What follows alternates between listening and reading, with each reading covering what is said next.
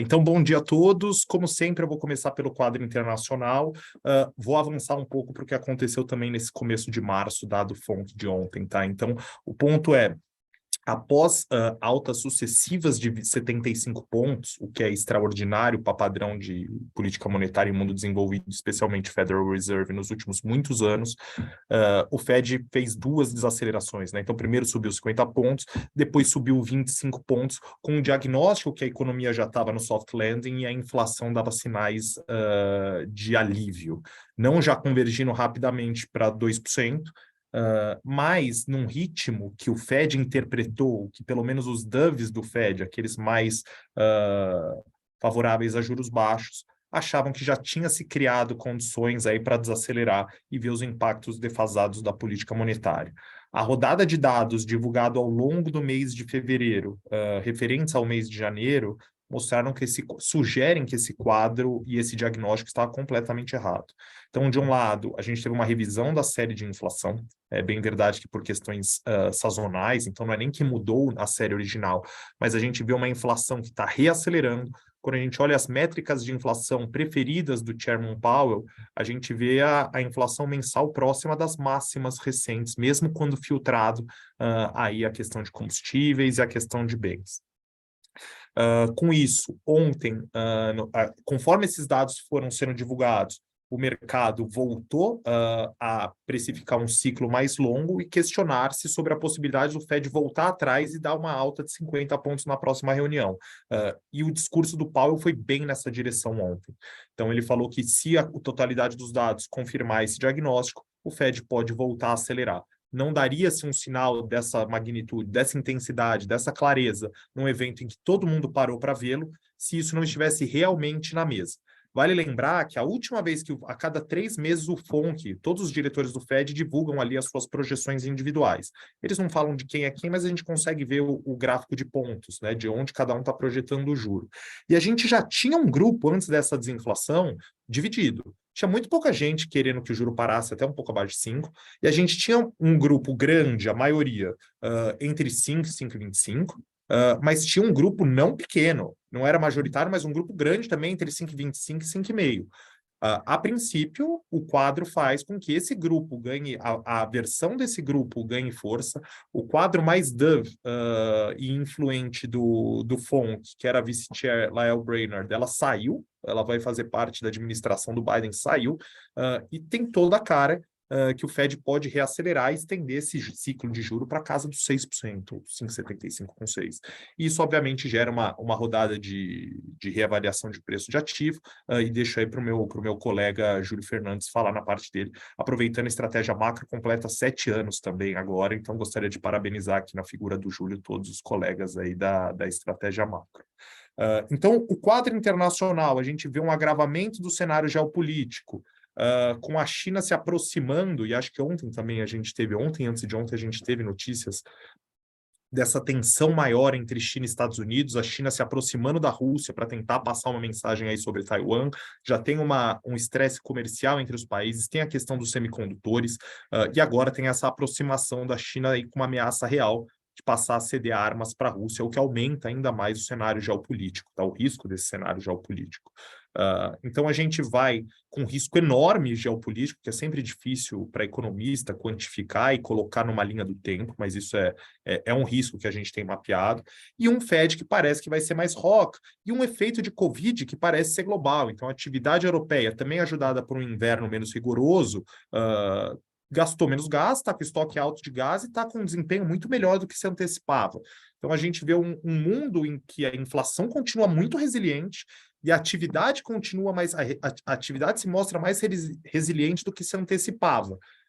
O que tem de comum entre todos esses países é a quantidade de estímulos que foi dada e uma reabertura de Covid. Então, de um lado, é bom que a atividade esteja resiliente ainda? Ok, mas vai demandar mais juros e, aparentemente, o soft landing não será suficiente. Então, tem toda a pinta aí que a gente vai ter uma alta de juro e talvez um freio mais brusco na atividade global do que se antecipava. Quando a gente vem para o Brasil, o mês trouxe uma série de batalhas e tensões do Ministério da Fazenda, da equipe do ministro Haddad, que vem dando sinais claros e inequívocos que estão buscando sim um ajuste fiscal. Então, na virada, o ministro primeiro apresentou aquele pacote que buscava aumentar a receita, com medidas, tinha lá reavaliação, muitas medidas one-off, mas era uma tentativa de mostrar impactos aí permanentes e duradouros na arrecadação. A gente fica um pouco mais cético quanto ao sucesso das medidas, mas é inequívoco que o ministro foi na direção correta, e ele teve um segundo round aí da batalha agora, com o retorno da reoneração dos combustíveis aí do álcool e da gasolina. A ala política do PT, o grupo político, puxou para isso ser postergado novamente. O ministro foi muito incisivo e teve aí uma vitória. Então, ele trouxe uma reoneração parcial, e para não perder nada dos 29 bilhões que se sinalizava de arrecadar esse ano, instituiu-se temporariamente o imposto sobre exportação. Até onde a gente saiba, essa não era a solução ideal dada pelo Ministério da Fazenda, e não surpreende, porque, a nosso ver, é uma decisão péssima. Ela coloca aí uma incerteza muito grande, ela abre uma caixa de Pandora de tributação de exportação, que não tem contrapartida no mundo. Você até poderia falar, a Petrobras é monopolista, mas a gente tem uma série de empresas, hoje em dia 25% das exportações de petróleo não vem da Petrobras. Então, você tem todos os investimentos, você tem rodadas de concessão à frente para arrecadar, no fundo, 3 bilhões. Não foi uma ideia da Fazenda, a Fazenda foi voto vencido, e teve aí uma segunda vitória, entre aspas, de conseguir colocar isso numa MP por 4 meses, porque essa MP deve caducar. Então, a gente continua com a equipe econômica e parte, aí a gente tem interlocução também com o Palácio do Planalto, buscando o ajuste, buscando medidas, mas tendo que equilibrar aí uma série de pratos, dada todas as restrições políticas. Mas fevereiro pode ser sim apontado como um mês bom para o ministro Haddad, um mês bom para o governo, porque no final, quando é bom para o ministro, é bom para o governo. Essa é a verdade, a gente tem 4 anos de governo à frente. A expectativa agora gira em torno do pacote fiscal, da apresentação da nova regra fiscal.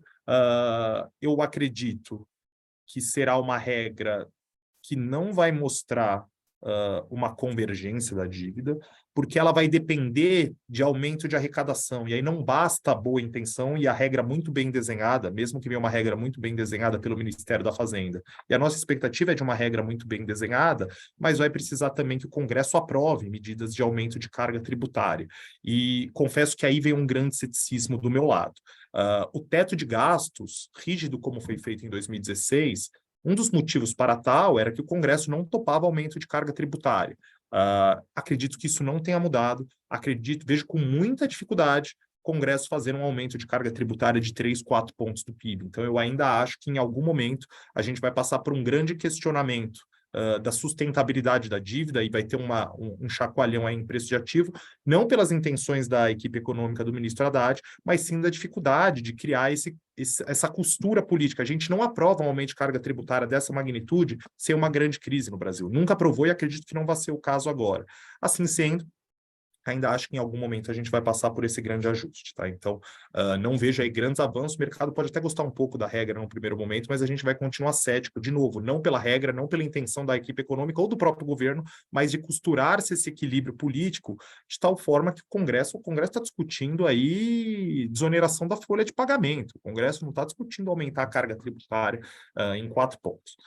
Então, a gente continua cético quanto à sustentabilidade fiscal, e a gente acha que a PEC da transição, aprovada no tamanho que foi, colocou um grande problema para o governo, lembrando que a PEC foi colocada aí bem antes do ministro Haddad, do Fernando Haddad ser colocado, ser conduzido ou ser sinalizado que ia ser ministro da Economia. Ele entra só numa fase final aí do processo de negociação.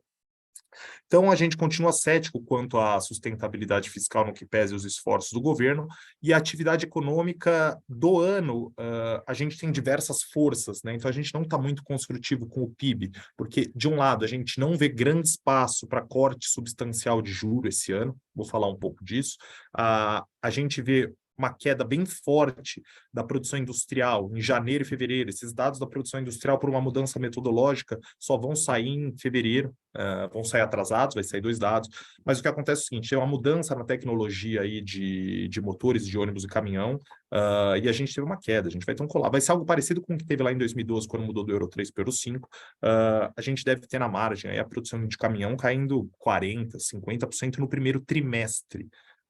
Então, você vai ter uma contribuição muito negativa do setor para o PIB, que só não deve ser negativo o PIB do primeiro trimestre, porque a safra de soja vai ser muito boa. Então, o PIB do quarto trimestre foi negativo, 0,2, destaques negativos aí para o consumo de bens, para o varejo, sofrendo aí um pouco por causa dos juros altos, e também para a construção. Essas dificuldades devem continuar ao longo do ano.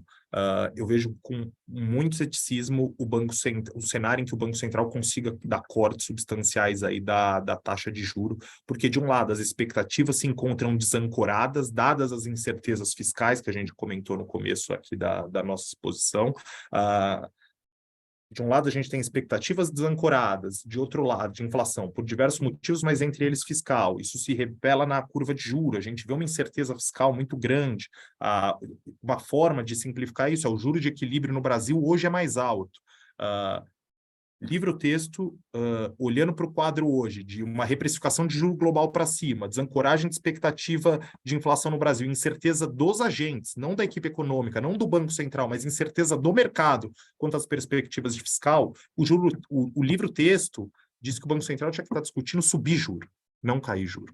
Não acreditamos que ele vá subir juro, mas fica muito difícil cortar juro também. Tem toda uma discussão de crédito, impacto que essas incertezas no mercado de capital, tem Júlio, tem Eric, aqui tá o próprio Peixoto, podem falar um pouco mais, se isso não poderia gerar uma desaceleração econômica que jogasse a inflação para baixo. Vejo com dificuldade que a gente tenha um choque desta magnitude que compense todo o resto que eu falei. Sem dúvida, se você seca o mercado de crédito, você tem um impacto no hiato para baixo, você tem uma consequente pressão baixista na inflação, mas a gente tem uma série de outros drivers. Uma outra forma de sintetizar é, você não combate incerteza de fraude contábil com corte de juros, tá? Então, no conjunto da obra, muito difícil. Acho que no curto prazo o Banco Central entregar cortes de juros, tem uma dúvida muito grande sobre os novos nomes que vão ser indicados para o Banco Central. Ministro Haddad claramente trabalhando junto com o Roberto Campos para conseguir nomes de consenso para apresentar ao presidente, mas não é claro para mim que esse equilíbrio, quando se coloca o núcleo político na balança, que a gente vai ter nomes que necessariamente agradem o mercado. Tá? Então, e diga-se de passagem, isso acontece no mundo inteiro. Mesmo com o Banco Central autônomo, o governo... Saúde, Peixoto. Mesmo com o Banco Central autônomo, o governo costuma colocar nomes que já têm uma característica que deseja no começo da gestão do governo novo. Então, perspectivas para a economia brasileira. Acho que muita dificuldade ainda por causa do juro alto. Não vejo o Banco Central conseguindo fazer um grande corte de juro e uma reprecificação de juro global pode, inclusive, deu uma nova pernada aí de valorização do dólar contra todas as moedas, além do impacto inflacionário aqui, além do impacto adverso que isso pode ter em commodities, e deve ter em commodities, principalmente quando a gente vê que todo mundo está tentando se meter em recessão forçada. No fundo, quando a tese de soft landing cai, é para ser um cenário ruim para commodities também. As perspectivas de atividade econômica ficam muito desafiadoras para o Brasil. A gente não tem mais o efeito positivo de reabertura, a gente tem o efeito negativo de juro alto, a gente tem a super safra de um lado, a gente tem essa mudança regulatória de caminhão e ônibus do outro. Essa mudança regulatória não tem nada a ver com o ciclo econômico, na verdade tem um pouco. O PIB do quarto TRI era para ser ainda pior do que foi, tá? Ele está mascarado porque teve uma antecipação de demanda de caminhão, roubou aí demanda de caminhão e ônibus que era para ter acontecido no primeiro semestre desse ano. Então, a gente tem meio de crescimento do PIB desse ano, mas com viés de baixa. A ver, a única coisa que eu destacaria é a PEC da transição colocou uma dinheirama na economia, num primeiro momento isso pode gerar um efeito positivo, tá? Então, tem essas duas coisas. Tem todos os fundamentos para baixo, tem, de outro lado, esse impulso fiscal que pode ajudar. Então, a gente vê inflação ainda alta nesse cenário, inflação de 6%, um PIB em torno de 0,5%, mas eu vejo até tem viés de baixa, mas com essa ressalva do estímulo fiscal que pode ajudar um pouco. Política monetária, muito difícil o Banco Central cortar. Já é difícil o Banco Central cortar juro neste ano com esse quadro, mas acho que o Banco Central vai se esforçar para fazer. Agora, cortar na magnitude que o governo quer, e quando o governo quer, logo agora... Eu acho que seria contraproducente, ter muita dificuldade de ver o Banco Central fazer esse movimento. Um último comentário, muita preocupação no meu cenário macro com as sinalizações vindas do BNDES. Então, o retorno aí de um juro subsidiado, de uma captação subsidiada, obviamente que prejudica o mercado de crédito. Então, noticia-se o BNDES poder ter uma letra livre de imposto, de um lado, compete com o mercado de capital na captação de poupança, por outro lado, o retorno da TLP faz com que as empresas grandes voltem a procurar o BNDES, de alguma forma também enfraquece o mercado de capital. Vale lembrar que ninguém nesse planeta Terra estava pedindo por mais BNDES até a eleição, não tinha nenhum empresário reclamando de falta de crédito subsidiado. A ver como vai ser esse round aí da equipe econômica contra a equipe do BNDES. Então, isso aí, caso isso vá para frente, dificulta um pouco mais a tarefa do Banco Central reduzir a potência e a eficácia da política monetária, mas a gente já acredita que o ministro Haddad vai conseguir também vencer essa batalha. E, claro, a gente pode ter algum crédito subsidiado, algum papel do BNDES, mas não na ordem de 1% do PIB. A gente já está falando de largar de 100 bilhões, como foi o que um diretor recentemente falou em entrevista. Então, é isso do meu lado, pessoal. Um abraço aí, bom mês para todos.